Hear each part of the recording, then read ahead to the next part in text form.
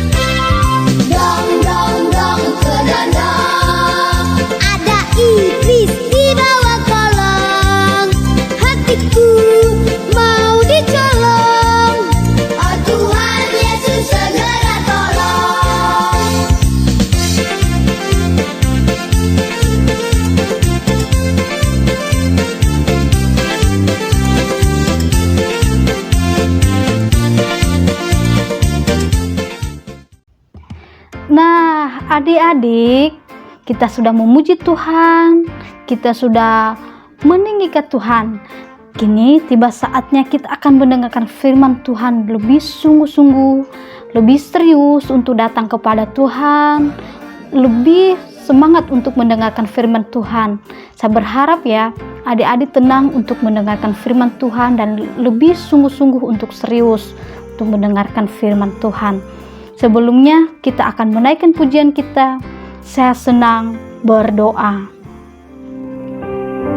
Saya senang berdoa, berdoa bicara pada Tuhan, berdoa bersyukur pada Tuhan.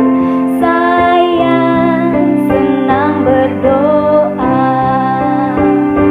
Saya senang berdoa, berdoa mengaku kesalahan, berdoa meminta pada Tuhan. Saya senang berdoa.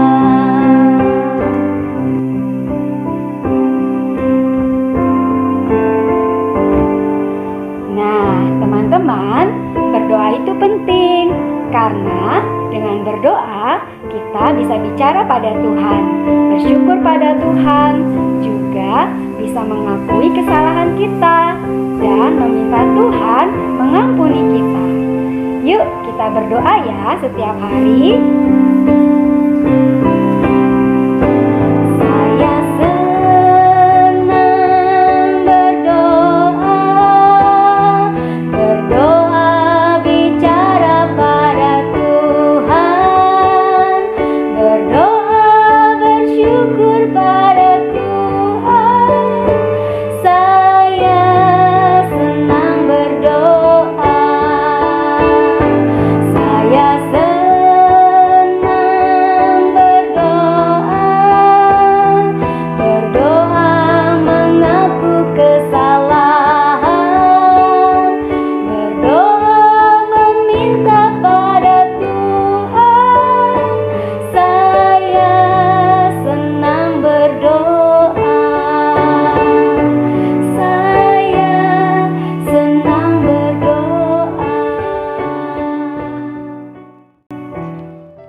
Oke, saatnya kita akan berdoa untuk firman Tuhan. Saya mengajak semuanya adik-adik untuk berdoa, dengan bersikap berdoa untuk mendengarkan firman Tuhan.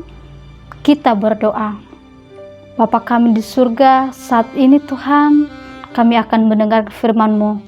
Tuhan tolong Engkau berkati kami. Tuhan tolong Engkau selalu menyertai kami. Bahkan adik-adik kami mendengarkan firman Tuhan.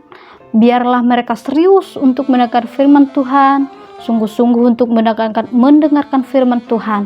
Semuanya kami serahkan kepadamu Tuhan. Kami terpercaya agar Tuhan selalu menyertai dan melindungi mereka saat ini, dan Tuhan selalu melihara setiap kehidupan mereka.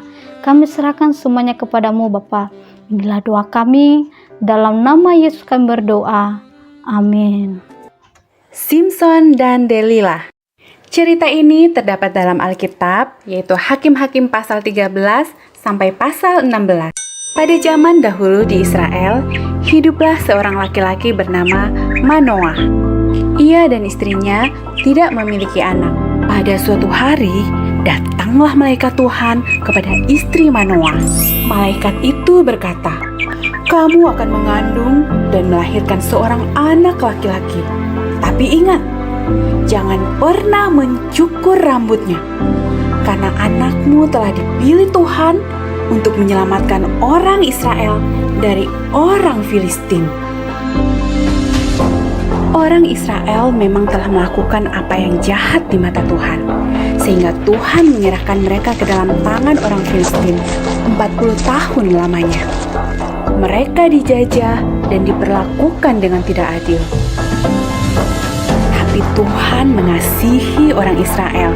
Ia ingin membebaskan mereka, sehingga Ia mengirim seorang yang akan membebaskan Israel lewat Manoah dan istrinya. Akhirnya istri Manoah melahirkan seorang bayi laki-laki yang cantik, dan mereka menamainya Simson. Simson bertumbuh besar dan ia diberkati Tuhan. Ia menjadi orang yang sangat kuat. Pada suatu hari, seekor singa muda hendak menyerang Simson. Tapi dengan kekuatan yang dari Tuhan, Simson mengalahkan dan mencabik-cabik singa itu dengan mudah. Sementara itu, orang Filistin terus berbuat jahat kepada orang Israel. Dan hal itu membuat Simson menjadi sangat marah. Simson lalu menangkap 300 anjing hutan. Lalu diikatnya ekor dengan ekor, lalu ditaruhnya sebuah obor di antara tiap-tiap 2 ekor. Kemudian dilepaskannya anjing-anjing hutan itu ke ladang gandum orang Filistin, sehingga terbakarlah gandum dan kebun zaitunnya. Perbuatan Simson itu membuat orang Filistin menjadi marah, dan mereka ingin membalas perbuatan Simson. Tapi karena takut kepada orang Filistin, orang Israel mengikat tangan Simson, lalu mengantar dan menyerahkan dia kepada orang Filistin. Tapi Tuhan tidak membiarkan Simson jatuh ke tangan orang Filistin. Dengan kekuatan yang dari Tuhan, Simson memutuskan tali-tali yang mengikat tangannya. Lalu diambilnya tulang rahang keledai yang masih baru, dipukulnya 1000 orang Filistin sehingga mereka kalah. Tapi orang Filistin tetap tidak mau menyerah. Saat Simson berada di Gaza, mereka menghadang Simson di pintu gerbang. Tapi pada waktu tengah malam, Simson mencabut pintu gerbang kota itu. Dipikulnya di bahunya dan dibawanya ke puncak gunung. Simson lalu menyukai seorang gadis yang bernama Delila. Tapi dia tidak tahu kalau ternyata Delila adalah mata-mata orang Filistin. Karena terus-terusan dibujuk Delila, akhirnya Simson memberitahu rahasia kekuatannya. Setelah mengetahui rahasia Simson, Delila lalu memanggil orang untuk mencukur rambut panjang Simson saat Simson sedang tertidur lelap. Lalu datanglah orang Filistin menangkap Simson. Tapi Tuhan telah meninggalkan Simson. Orang Filistin lalu mencungkil mata Simson sehingga ia menjadi buta. Simson yang lemah dan buta itu akhirnya ditangkap dan dipenjara. Dan Simson yang malang itu disuruh bekerja berat selama di penjara. Kemudian orang Filistin mengadakan pesta yang meriah untuk bersyukur dan menyembah dewa mereka. Kemudian mereka memanggil Simson untuk melawak dan untuk merebut kalahnya. Simson lalu meminta kepada anak kecil yang membawanya agar melepaskan tangannya. Adapun gedung itu dipenuhi sekitar 3.000 orang Filistin yang siap menonton dan mentertawakan Simson. Lalu berdoalah Simson kepada Tuhan, "Ya Tuhan, buatlah aku kuat sekali ini saja, supaya aku dapat mengalahkan orang-orang Filistin yang jahat ini." Dan Tuhan mendengarkan doa Simson. Lalu dengan kekuatan yang dari Tuhan, Simson mematahkan 2 tiang penyangga di tengah gedung itu, sehingga gedung itu roboh menimpa ribuan orang Filistin dan juga Simson. Nah adik-adik, Simson telah diberikan kekuatan yang istimewa dari Tuhan. Tapi Simson tidak menjaganya dan mempergunakannya dengan baik, sehingga ia dihancurkan oleh musuh-musuhnya.